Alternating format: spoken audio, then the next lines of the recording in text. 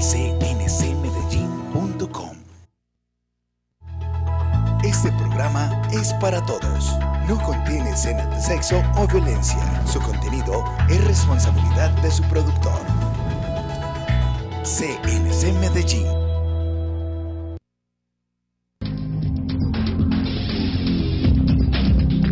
Una mirada a la justicia.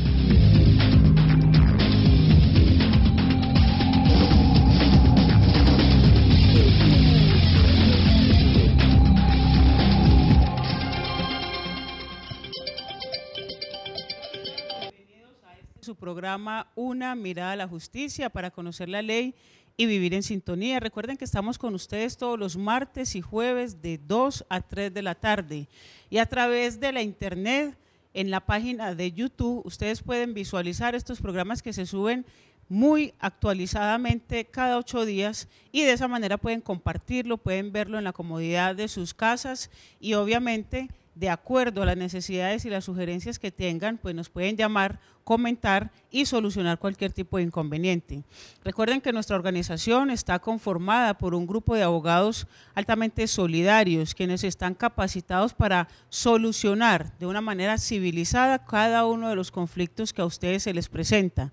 Y además de ese grupo de abogados que tenemos al interior de nuestra organización, generamos alianzas empresariales con diferentes oficinas de abogados, buffet o staff, con los cuales llevamos a cabo un proceso y un procedimiento de alianza para que tengan ustedes mayor cobertura, mayor integralidad y puedan procurar una mejor solución, una mejor salida, un mejor diagnóstico a su caso, a su proceso o a la asesoría que usted requiera.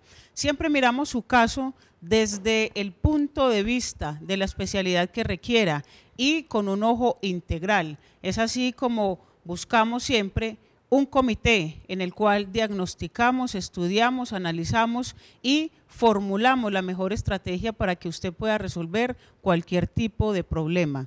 Por eso la invitación para que siempre estén con nosotros, además de que llevamos sus procesos, pues puedan tener un procedimiento o una cultura educacional en cuanto a estos temas de derecho.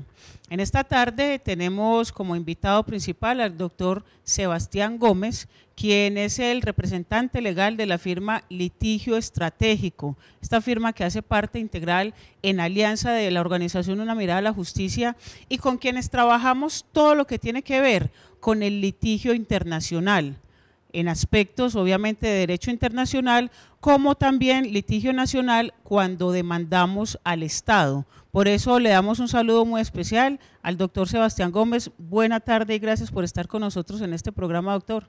Buenas tardes, Joana, y a toda la audiencia. Muchas gracias por la invitación.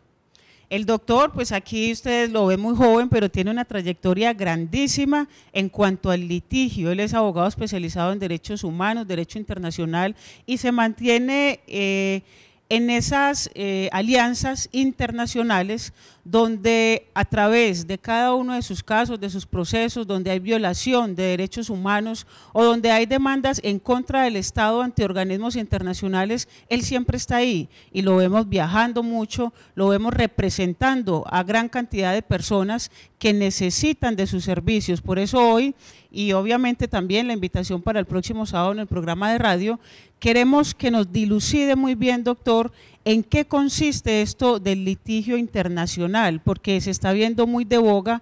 Las personas saben que aquí a nivel nacional, es decir, en Colombia, se puede demandar, pero que existe también un litigio cuando acá, en la parte nacional, no alcanza a solucionarse su problema o no se alcanza a velar por una adecuada defensa de sus derechos, también tenemos la posibilidad de demandar en forma internacional. ¿En qué consiste básicamente el litigio internacional, doctor Sebastián Gómez? Bien, ¿qué es lo que pasa? Y uno de los mitos que hay que transformar en este momento en la sociedad desde el punto de vista jurídico. Las personas creen, y desde este momento me gusta hablar desde ejemplos, que una consulta que estábamos resolviendo ayer, una persona que fue víctima de falso positivo, donde un familiar fue desaparecido en el centro de Medellín, luego fue muerto en supuesto enfrentamiento en Granada, Antioquia. Luego de la investigación logramos demostrar de que fue víctima de una ejecución extrajudicial o bien llamados falsos positivos.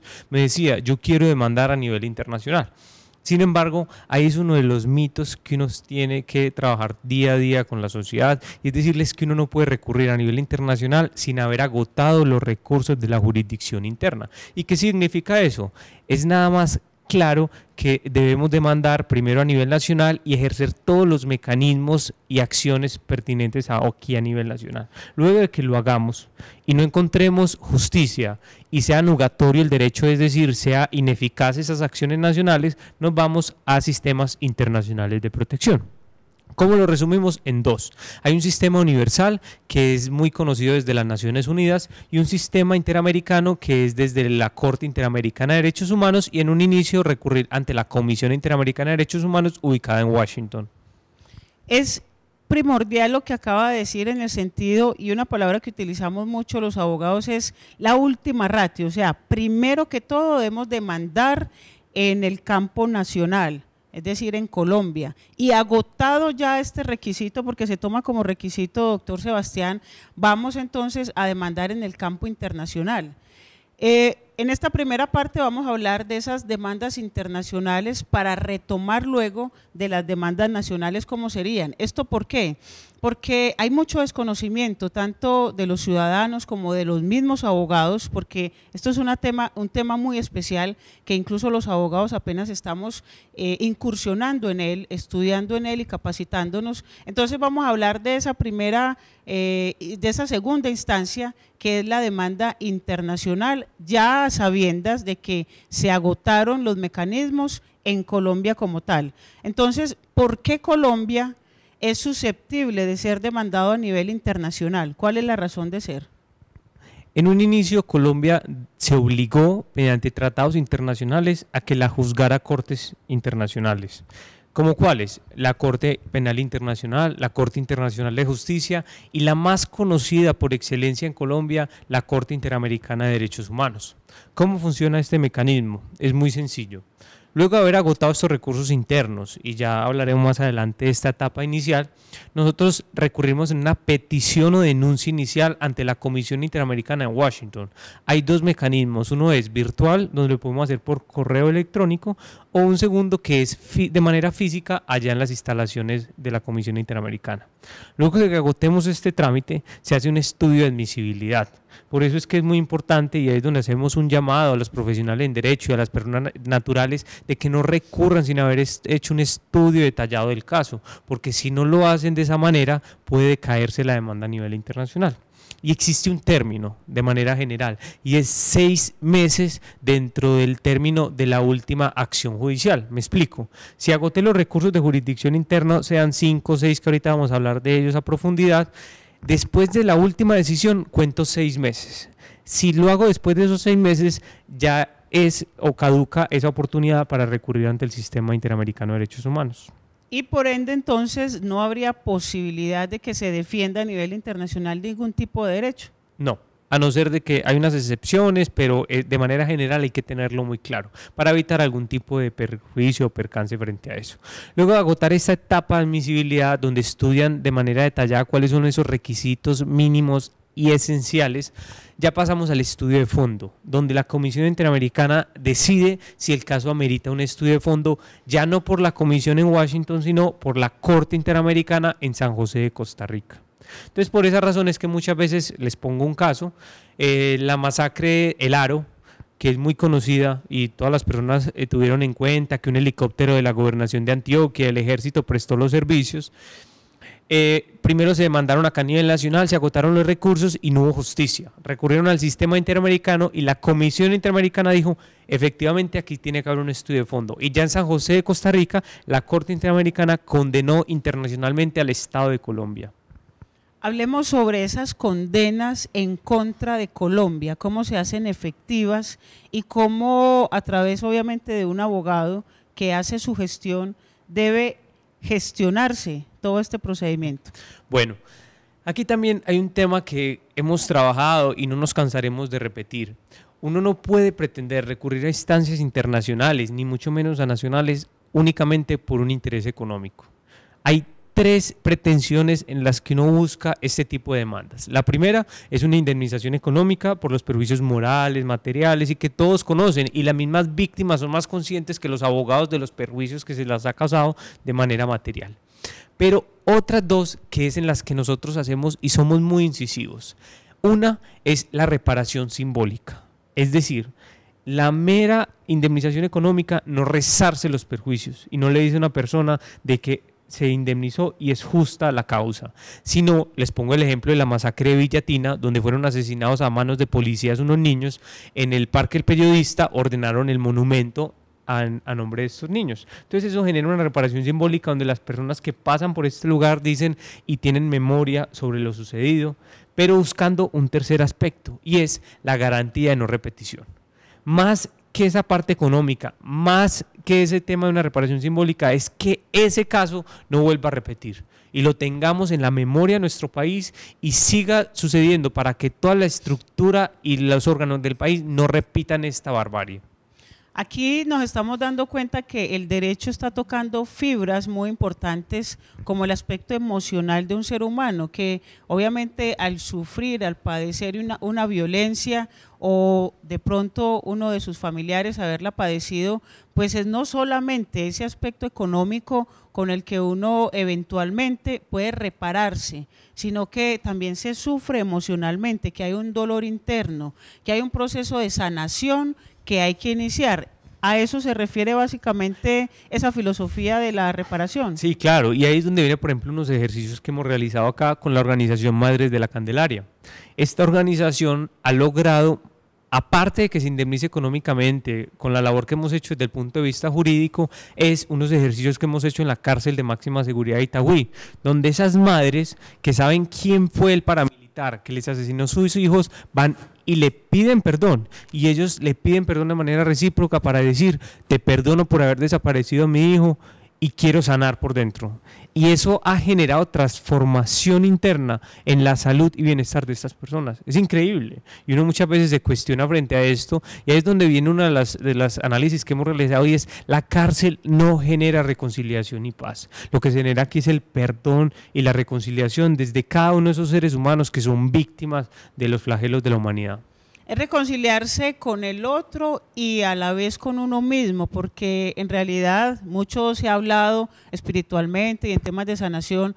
Es importante perdonar para poder buscar una buena sanación, y los abogados no podemos estar alejados de esto. Si no lo está la ley, menos nosotros. Les recordamos entonces que para cualquier inquietud, duda, pregunta, pueden llamarnos a los teléfonos 503-0812 y 503-6277. Estamos ubicados en la carrera 71, número 4626, diagonal a la estación del Metro Estadio en Medellín, y obviamente a través de las redes sociales, a través del YouTube y de todos los medios de comunicación que ustedes encuentran a su mano. Ahí está siempre Una Mirada a la Justicia, porque el compromiso es el compromiso de estar con los ciudadanos, ojalá desde antes de que se cometan los hechos, pero también cuando el hecho está cometido y que necesitan ese acompañamiento especial. Por ejemplo, doctor Sebastián, ¿cuál es el papel de ese abogado litigante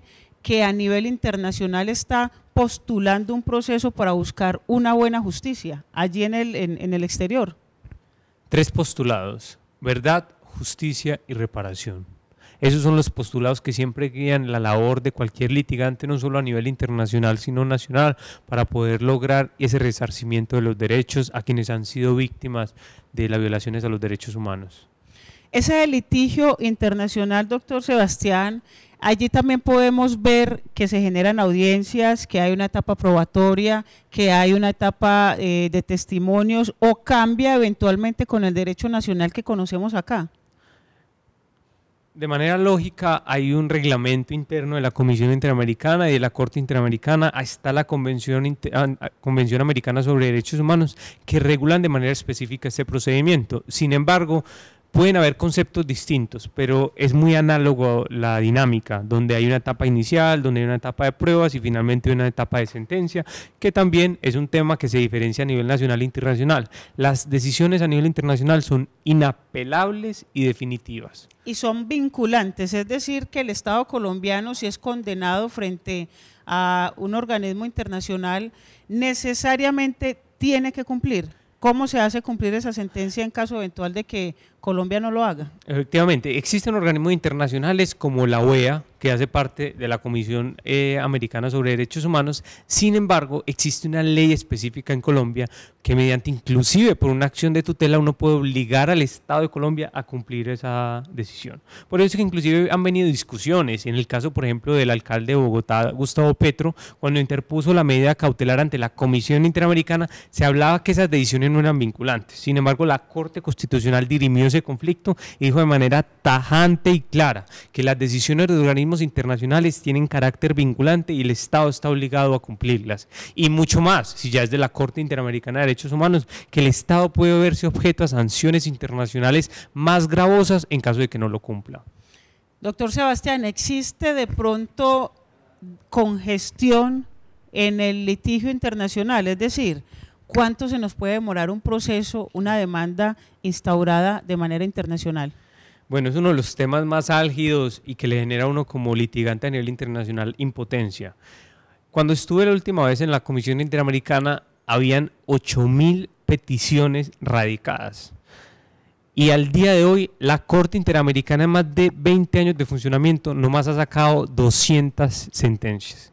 Quiere decir esto que hay procesos que pueden tomar más de 5, 10 años y no van a tener decisión definitiva. Entonces es un tema que a uno le genera preocupación y la verdad una impotencia frente a clientes, por ejemplo, de casos importantes y de gran relevancia como masacres que estamos llevando a nivel internacional y no hemos podido tener como un avance significativo. Y muchas veces le genera una frustración cuando clientes, por ejemplo, les cuento la experiencia de la señora Aura, que hace 20 días nos dieron la noticia que murió sin ver justicia en su caso.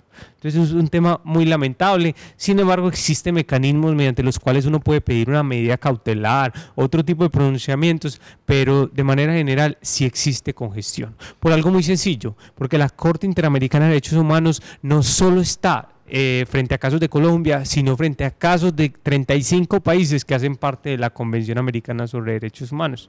Entonces es un tema que por lógica genera represamiento, dilatación, pero es una labor que no podemos desfallecer y no vamos a permitir que un caso no llegue a instancias internacionales por el mero hecho de haber un tema de congestión judicial. Lo dijimos al inicio y decimos que acudimos al derecho internacional cuando en Colombia no se hace justicia, cuando en Colombia nos niegan ese derecho que creemos tener. ¿Qué situaciones, por ejemplo, doctor, podemos decir que no se hace justicia para tener que acudir obviamente al derecho internacional? Les pongo un ejemplo reciente. Nosotros tenemos un caso de unas víctimas de falso positivo que del año 2003 murieron 4 personas en un supuesto enfrentamiento. La investigación penal hoy, después de haber transcurrido más de 12 años, no ha tenido una sola captura y tenemos las pruebas de militares, de mandos medios y mandos bajos que son los responsables de ese falso positivo, que inclusive es tan absurdo que dicen que hubo un enfrentamiento en una vereda llamada San Cosme que ni siquiera existe en Granada. Entonces es un tema totalmente absurdo que la Fiscalía no ha tenido ningún tipo de diligencia frente a eso. Entonces en ese caso que se tiene, por ejemplo, se iniciaron las acciones, la acción penal lleva 12 años y no ha tenido ningún tipo de resultado efectivo.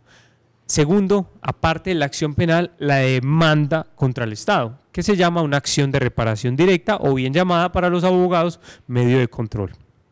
Al presentar esta demanda para los jueces y el tribunal, no hubo falso positivo y que hubo falencia probatoria. Por ende, absolvieron al Estado y dijeron que el Estado no puede responder que porque aún la Fiscalía no había continuado bien con su investigación. Entonces miren que se va concatenando toda la falla del Estado frente a eso.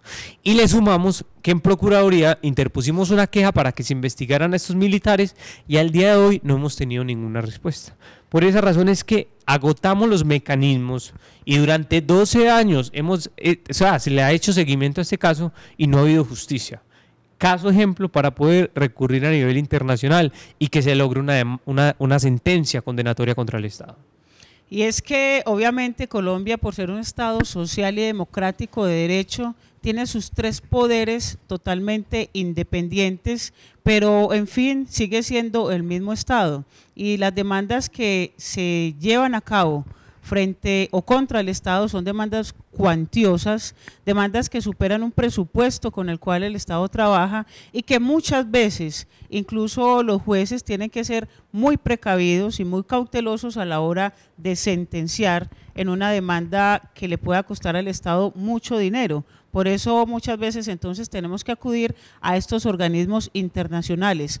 Vamos a ir a unos cortos comerciales para que veamos entonces cuáles casos son los que trabajamos a nivel nacional y que eventualmente, cuando no hay ningún tipo de justicia en Colombia, pues debemos hacer este litigio internacional a través de abogados especializados como el doctor Sebastián Gómez, quien lidera la firma Litigio Estratégico. Vamos a ir a unos cortos comerciales y ya regresamos aquí en Una Mirada a la Justicia. Comienza Espacio Publicitario. CNC Medellín.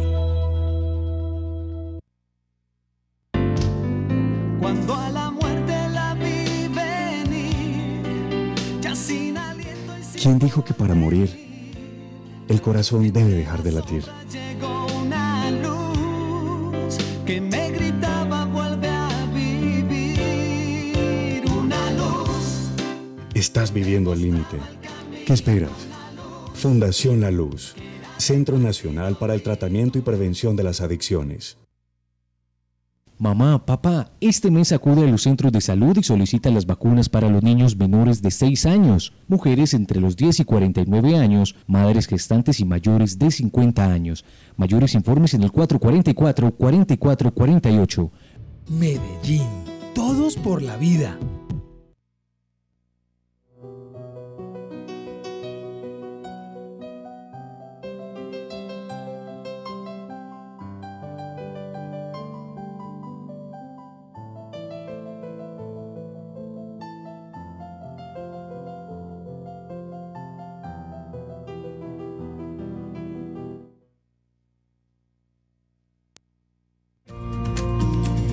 En el Centro Comercial Estación IKEA encontrarás tiendas de ropa, accesorios, juguetes, tecnología, agencias de viajes, restaurantes, papelería, institutos de educación, concesionarios de motocicletas y más.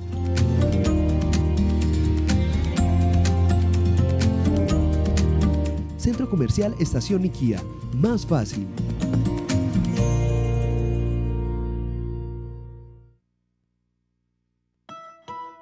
Finaliza Espacio Publicitario. CNC Medellín. Regresamos a este programa Una Mirada a la Justicia, donde buscamos siempre brindarle a cada uno de ustedes un poco de conocimiento frente a leyes, frente a normas, frente a posiciones, argumentos, doctrina, pero lo más importante, que usted tenga una buena comprensión de estos diferentes temas para que pueda valerse en las diferentes actividades del diario vivir que como seres humanos tenemos.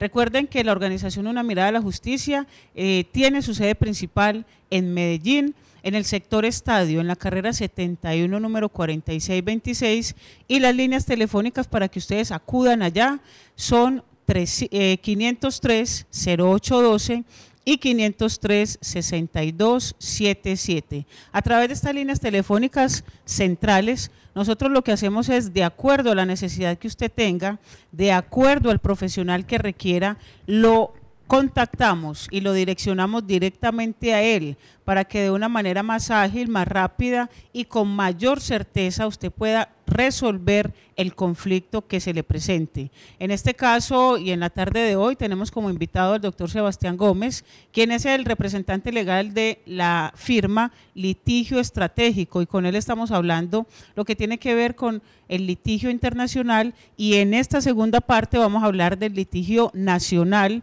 pero en demandas contra el Estado. Porque generalmente, doctor Sebastián, en las demandas contra el Estado es donde tenemos la posibilidad de acudir a organismos internacionales. Pero qué bueno sería que usted nos comentara qué tipo de casos son los que podemos demandar y que el Estado nos debe responder, para que las personas tengamos como más claridad frente a estos casos que sabemos que son muchos. Obsérvese, podríamos hablar de una decena de casos, sin embargo, nos gusta hablar desde los principios y es muy claro, la Constitución y la ley en Colombia y los tratados internacionales por excelencia dicen que toda acción, omisión o extralimitación de los agentes o las instituciones del Estado deben responder por los perjuicios que le ocasionen a las personas. Es decir, si partimos de ese principio, ya se nos abre la visión de cuándo podemos demandar al Estado. Por esa razón es que la Constitución, ni mucho menos la ley, trae una lista de cuáles son los casos en los cuales se puede demandar. Pero podríamos hablar de algunos de ellos. Les está hablando de los falsos positivos, en este momento está muy a menudo el caso de las víctimas de minas antipersonales. Y muchas personas nos llaman y nos dicen, pero ¿por qué voy a mandar al Estado en las minas antipersonales? Por algo muy claro. Porque existe una convención, que es la Convención de Ottawa, y le dijo al Estado de Colombia que a partir del año 2012 no podía haber una sola mina en el Estado de Colombia ni en parte de su territorio, por una sencilla razón, porque el Estado tenía conocimiento previo de cuáles eran los campos minados y no realizó ninguna acción tendiente a desminar ese territorio, y las pocas acciones que realizó fueron de manera insuficiente. E inclusive uno de los profesores muy conocidos aquí en la Universidad de Antioquia, que ha hecho una investigación magistral frente al tema, dice es que al Estado colombiano no le ha interesado y no ha invertido en la investigación del desminado que tiene que haber. Y hace 8 días tuvimos el honor de haber estado en Valledupar, en las escuelas Vallenatas por la Paz, donde este profesor nos decía, Colombia hoy, sin sembrar una sola mina, se demora 60 años para poder desminar el territorio. Entonces ahí es donde viene todo un tema de víctimas de minas antipersonales. Ayer me llamaron de una víctima de Yarumal, la semana pasada una víctima en Peque, y todos los días hay víctimas de minas antipersonales que tienen el derecho a ser indemnizados por el Estado de Colombia. Pero lo más paradójico, doctor Sebastián, es que Colombia se obliga a protegernos a nosotros como ciudadanos en cuanto a que no haya ningún tipo de riesgo de que podamos pisar una mina, pero no hace nada para evitar esos riesgos, o no hace nada para sacar o extraer estas minas.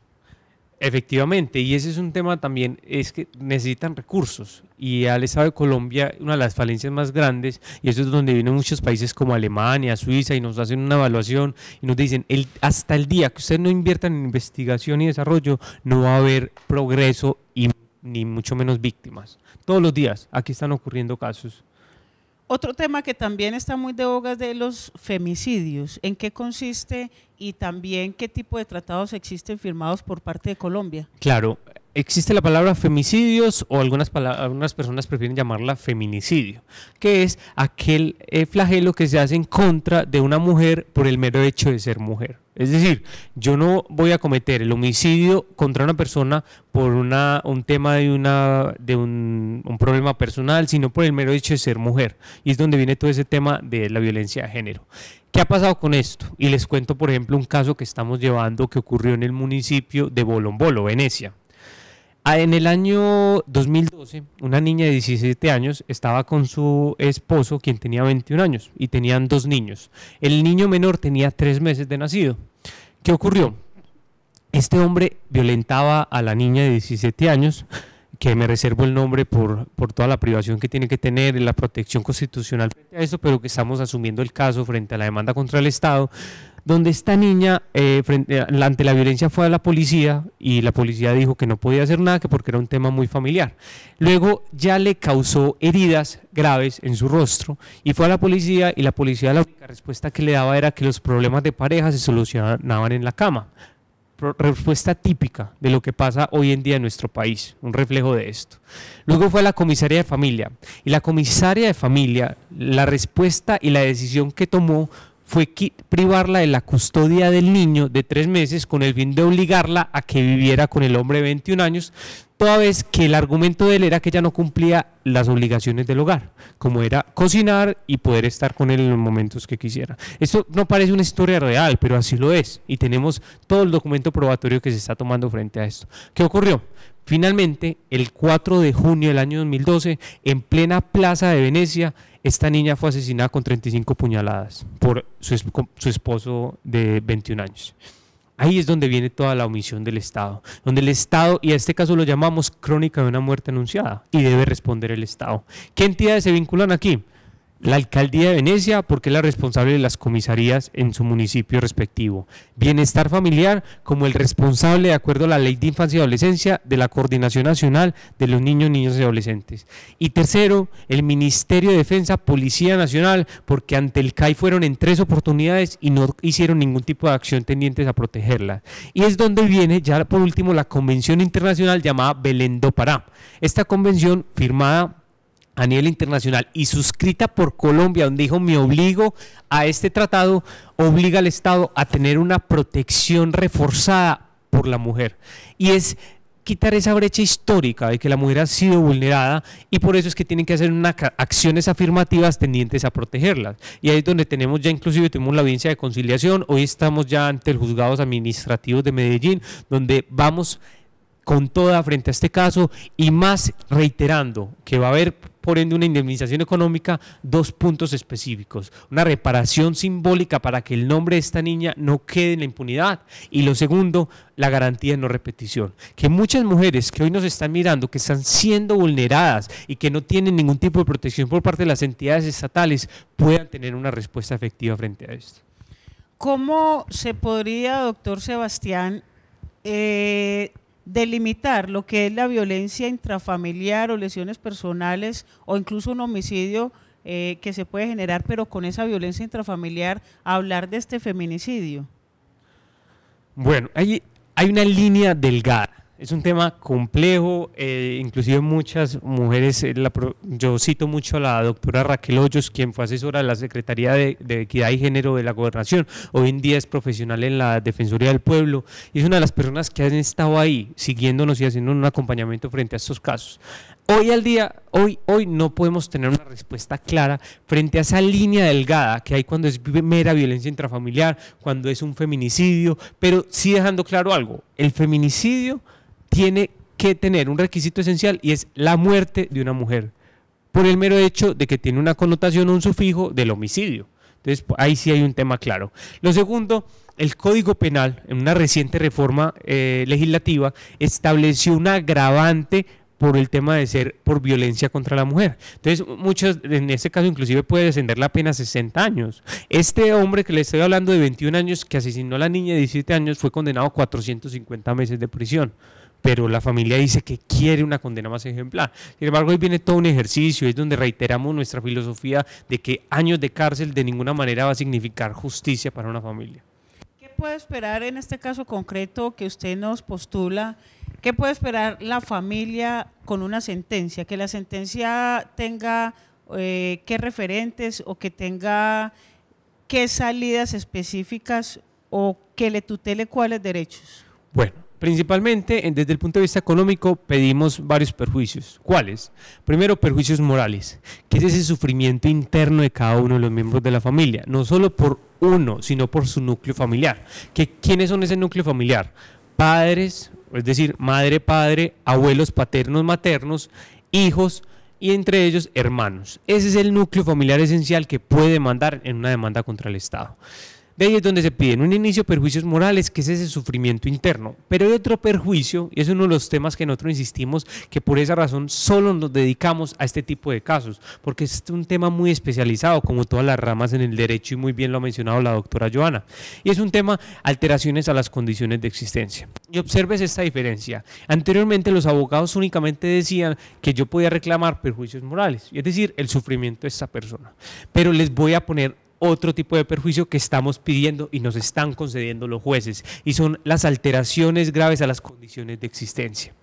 Y claro ejemplo, este niño, uno de ellos, el mayor de la niña de 17 años que tiene 2 años, todos los días, aparte de su sufrimiento de extrañar a la mamá, coge un cuchillo y trata de disimular con los muñecos la manera en que asesinaron a su madre.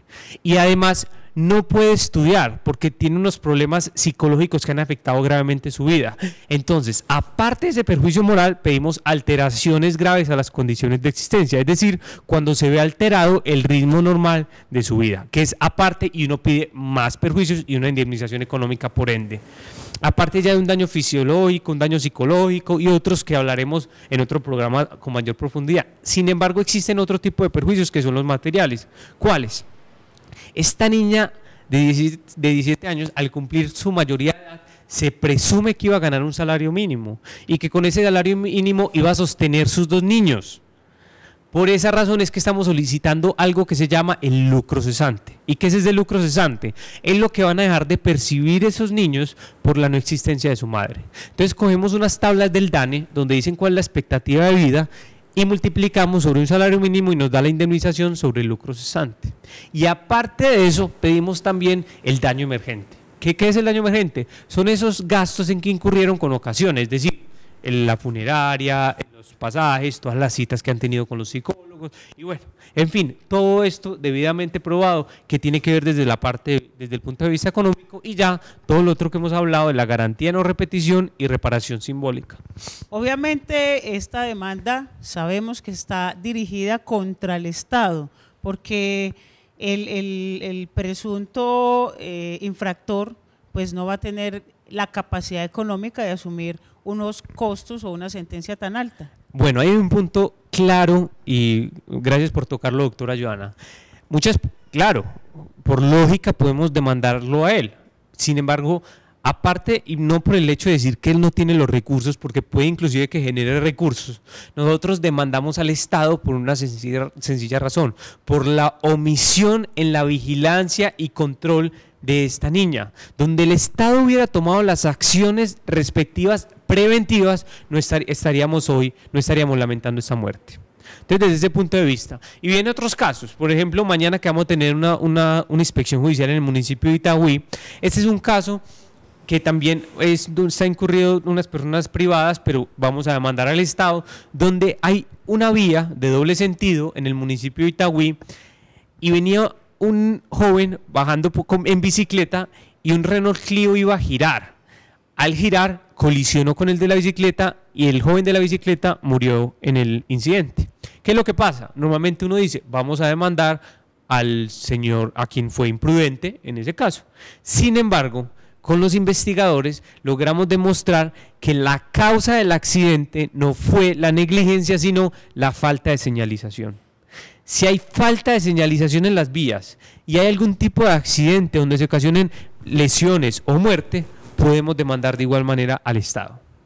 Por eso tan importante premisa que se dijo al inicio, cualquier acción u omisión que el Estado genere, y obviamente si el Estado es el que debe subsanar cualquier tipo de acontecimiento y que debe proteger a la vida humana del ser humano, valga la redundancia, pues debe ser el responsable, y esa responsabilidad se genera también en términos económicos. Vamos a ir a unos cortos comerciales y ya regresamos para continuar con este tema que a profundidad vamos a dilucidar mucho más porque es importante que usted conozca. Ya regresamos entonces en Una Mirada a la Justicia.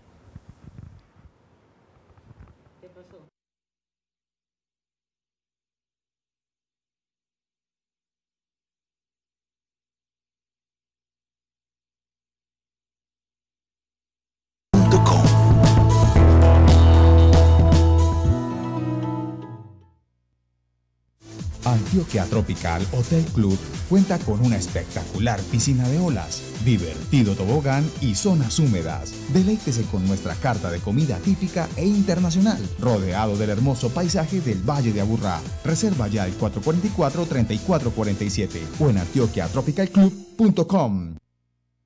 En la Mueblería Unida obtén tu crédito ya para que decores tu casa con eso que tanto habías querido. Visítenos en la sede de Bello, en la carrera 49, número 45A31, sector Manchester. Teléfono 452-1039, 452-1039. Entra y visítanos en www.muebleriaunida.com.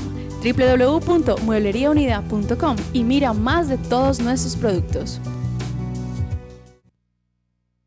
Un amor que deja huella. De eso se trata Mundo Mascotas, de la sana convivencia entre los animales de compañía y sus amos. Uno de los eventos más esperados por los amantes de los animales. Este año Mundo Mascotas se vuelve más internacional. Estarán importantes empresas de Latinoamérica exhibiendo sus productos innovadores y, por supuesto, muchas más actividades. Vincúlate. Te esperamos del 6 al 8 de noviembre. En su sexta versión, Maridaje vuelve a Plaza Mayor 40 años. Una experiencia para compartir, deleitar el paladar y llenar la vida de amigos y sabores mágicos. Maridaje, del 15 al 18 de octubre en Plaza Mayor 40 años.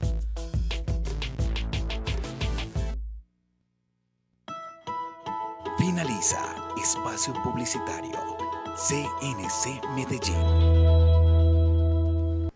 Regresamos a este programa Una Mirada a la Justicia. Recuerden que todos los martes y jueves de 2 a 3 de la tarde pueden sintonizar el canal CNC para que ustedes sean partícipes también de este buen conocimiento que procura ante todo prevenir el conflicto. Y si no se previene, pues por lo menos que usted sepa a qué tiene derecho, que usted sepa que también existen abogados especializados que los representan de la mejor manera para que la justicia les conceda sus derechos de la forma más adecuada. La organización Una Mirada a la Justicia está ubicada en Medellín, en la carrera 71, número 4626, y las líneas de contacto son 503-0812 y 503-6277. Continuamos en este tercer bloque porque es importante que el doctor Sebastián Gómez nos hable también del término de caducidad, porque las personas tienden a esperar a que pase el tiempo y que pase el tiempo, no sabe uno qué está esperando y resulta que la ley tiene unos términos para que usted demande y si usted no demanda dentro de esos términos, obviamente se le pierden sus derechos. Profundizando, doctor Sebastián, ¿en qué consisten los términos prescripción y caducidad que son tan dichos en el derecho administrativo? Bueno, hay que diferenciar primero que la caducidad y la prescripción no es lo mismo.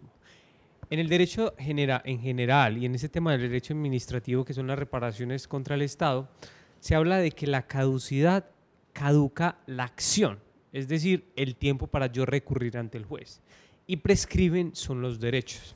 En este caso, en el tema administrativo, según la ley 1437, quien regula especialmente las demandas contra el Estado, según el Código Contencioso Administrativo, se hablan de que el término para demandar al Estado son 2 años desde el momento de la ocurrencia del hecho. Entonces, es muy claro, si el día de hoy el Estado cometió una infracción y generó unos perjuicios, desde ese día cuenten 2 años y es desde donde se puede mandar al Estado.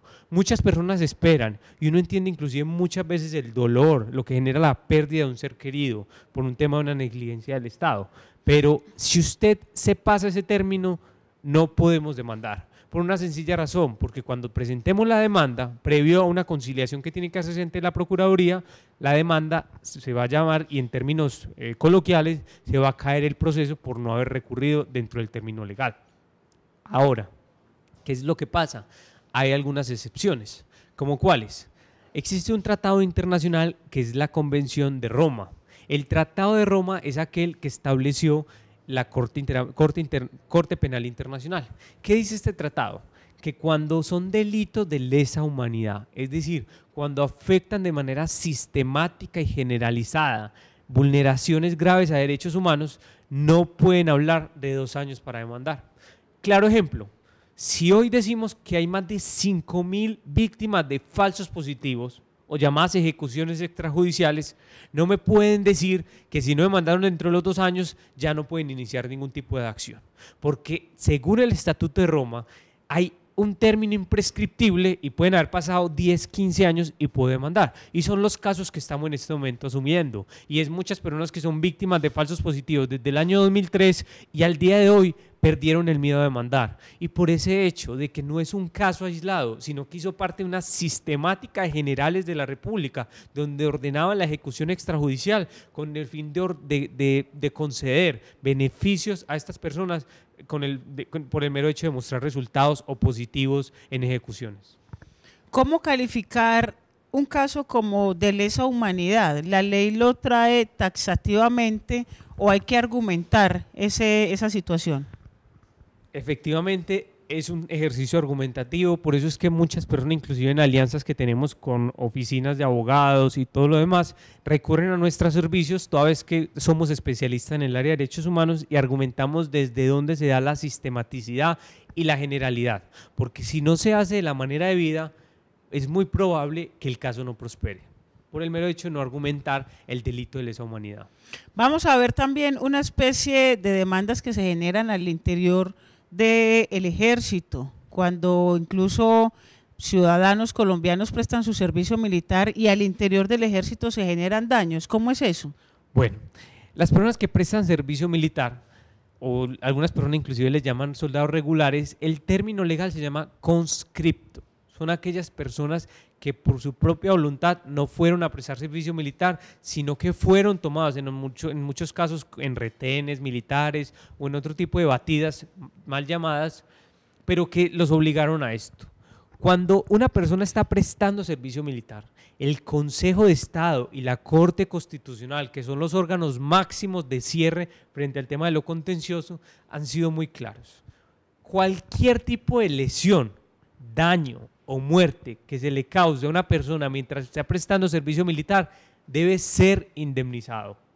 Por esa misma razón es que todas estas personas, estos soldados o soldaditos que le llaman de manera peyorativa, tienen derecho a una indemnización. Entonces, ahorita previo al programa conversaba contigo un caso que estamos en este momento haciendo todo el estudio médico y es un soldado que fue acá tomado una batida en el Parque Berrío, luego lo llevaron para el Chocó y mientras estaba prestando servicio militar contrajo una leishmaniasis, posteriormente una hernia que le produjo unos perjuicios.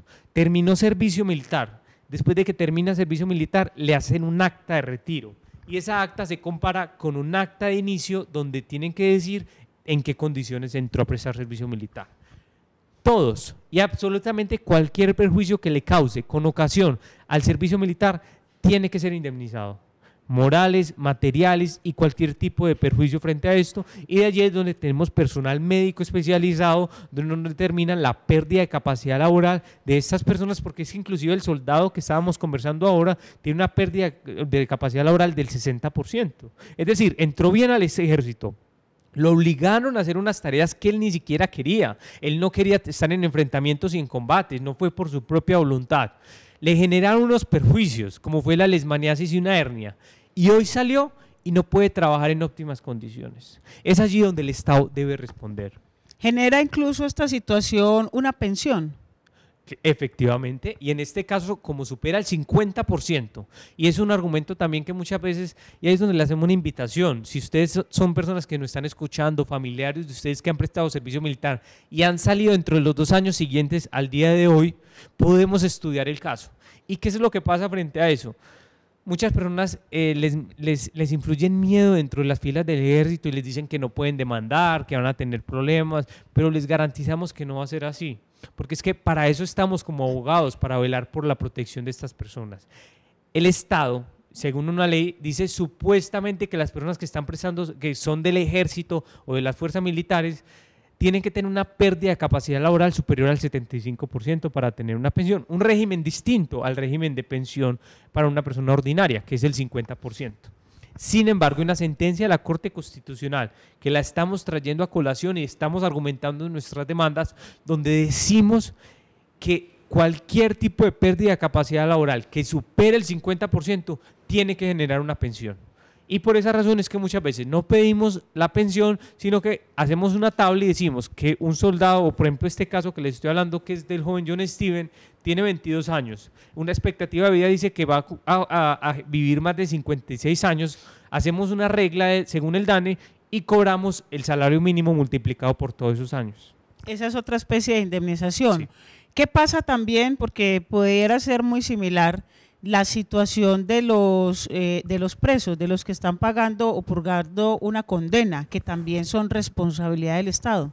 Bueno, frente a las cárceles hay dos casos que son muy relevantes conversarlos. El primero son las personas que están en la cárcel, cualquier tipo de daño que se les ocasione dentro del establecimiento carcelario debe responder el Estado, porque el Estado toma la posición de garante de estas personas cuando están en la cárcel y dice, es que a pesar de que, o como lo llamen, delincuente o cualquier tipo, la dignidad humana debe primar. Y si se le causa, por ejemplo, en el caso de Barranquilla, que hubo un incendio y ocurrieron unas muertes, o en el caso, por ejemplo, que hemos tenido algunos muy referentes de Bellavista, donde han entrado un alcohol o unas drogas y han ocasionado intoxicación, o la alimentación no está en óptimas condiciones, o muchas personas han muerto por negligencia médica, ya que Capricorn no presta el servicio en óptimas condiciones, o muchos casos que podemos referir, porque para nadie es un secreto las condiciones infrahumanas con las que vive el sistema carcelario en este país.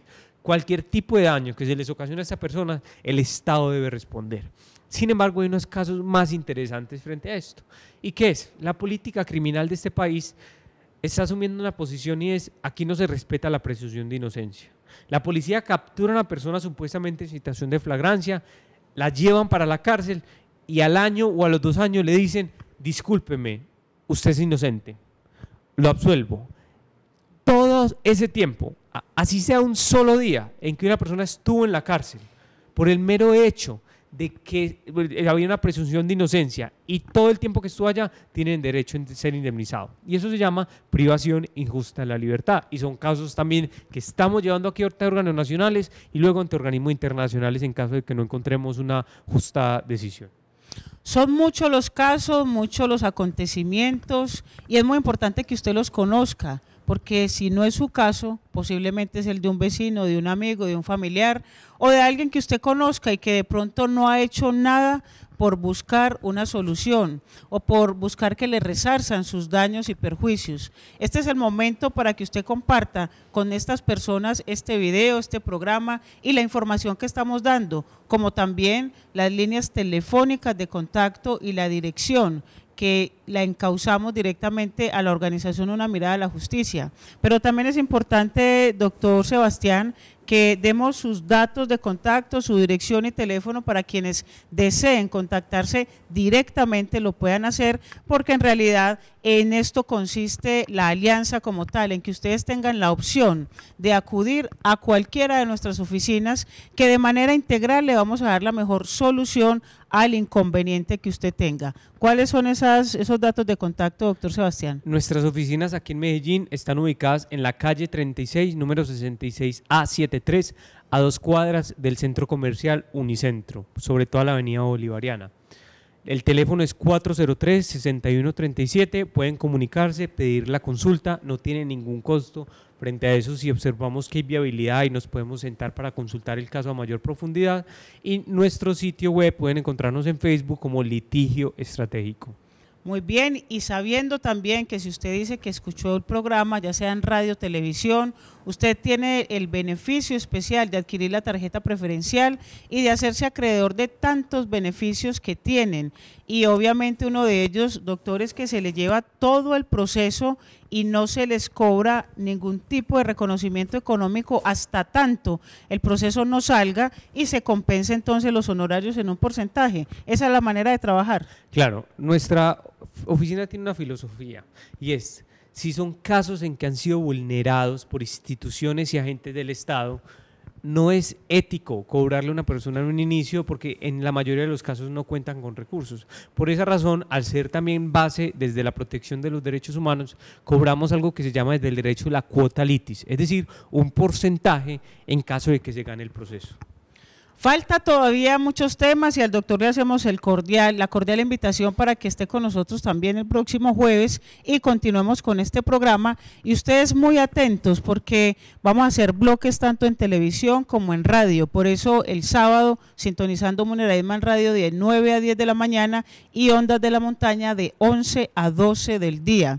También la invitación para que se vayan preparando todos los habitantes del municipio de Copacabana, que vamos a estar allí haciendo una brigada judicial el próximo 19 de septiembre, desde las 9 de la mañana hasta las 2 de la tarde, 7 abogados. Vamos a ir directamente allí a asesorar y que ustedes tengan la posibilidad de contactarse con ellos totalmente gratis. A todos ustedes, muchas gracias por estar en contacto con nosotros, por ver nuestros programas, al doctor Sebastián, a quien esperamos nuevamente, y recuerden que estuvieron viendo Una Mirada a la Justicia. Nos vemos el próximo jueves, que tengan un feliz día. Hasta pronto.